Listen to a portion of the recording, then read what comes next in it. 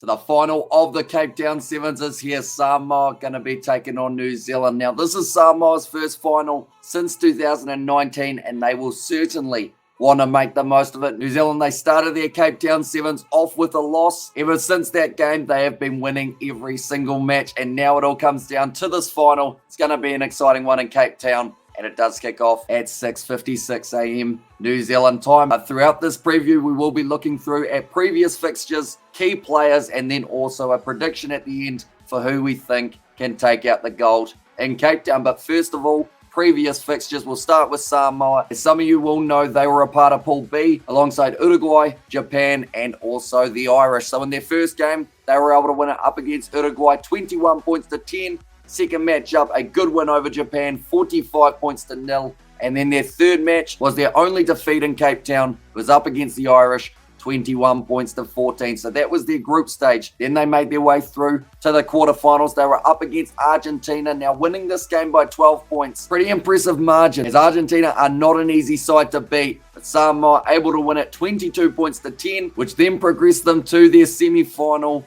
And what a match it was. Samoa versus South Africa. They managed to win it 10 points to 7. It went down to golden point time. A clutch drop kick from Fa'afoi Falaniko from 30 meters out meant that they did win 10 points to 7. But Samoa, they had quite a few penalties against them throughout that matchup, something they'll want to work on before getting to their game up against New Zealand. But now looking through at New Zealand's results. They were a part of Pool C alongside Spain, Kenya, and Argentina. So their first matchup was up against the Spanish. Didn't start their Cape Town campaign too well at all. New Zealand losing that game to Spain, 14 points to 10. And from there, it was always going to be a race to see whether or not they actually made it through the pool stage. They narrowly did in the end, and that is because of the next two results. They were able to beat the Kenyans 31 points to 5. Solid victory there. And then their next game, they were up against Argentina. It was a must win for New Zealand. They were able to get the job done, 21 points to 15. So they too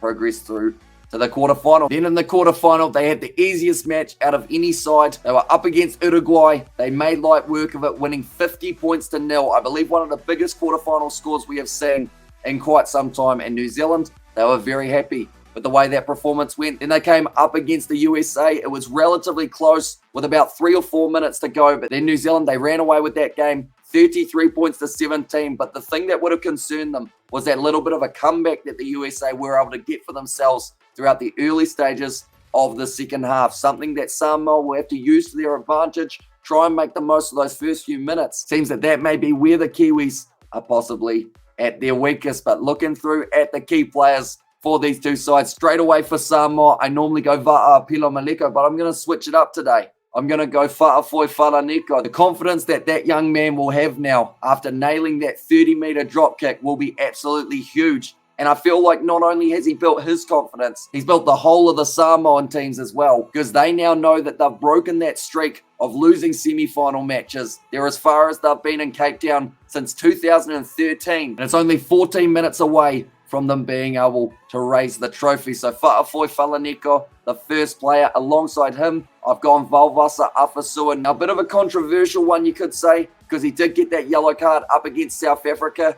That did cost Samoa a try, but he also was able to score the try for the Samoans. So it's a bit of a 50-50 one. But I think he will have a big game here up against New Zealand. So that is why he's my second pick. And then the third, I am going to go Tuna Tuitama. Now, he didn't have too much of an impact in that last game up against the South Africans, but he is also another one of the younger players newly added into the Samoan side.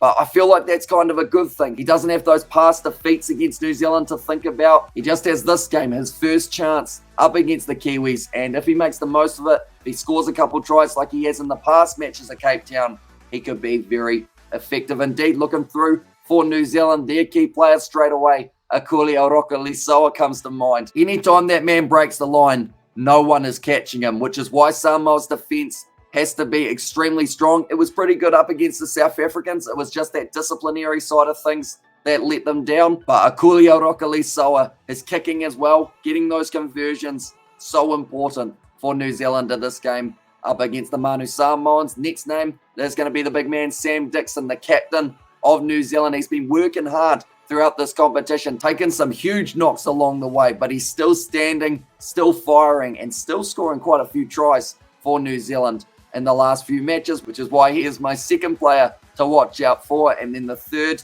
is going to be Caleb Tangitau. I mention all the time that he signed for the Blues for Super Rugby Pacific. There's a reason for that. They saw the talent that this man possesses, and they wanted to lock him in as soon as possible. He has got the pace to possibly catch one of the Samoan players if they're on a runaway chance. But just the power that he's got, he can be a little bit selfish with the ball at times, but that can also work in his favour if he is able to break through that tackle and cause the line break for the Kiwis. But now we move on to the score prediction. I always get these wrong. You guys know this about me by now, but I'm actually going to stick with the same system I have used throughout the quarterfinal and the semi-final.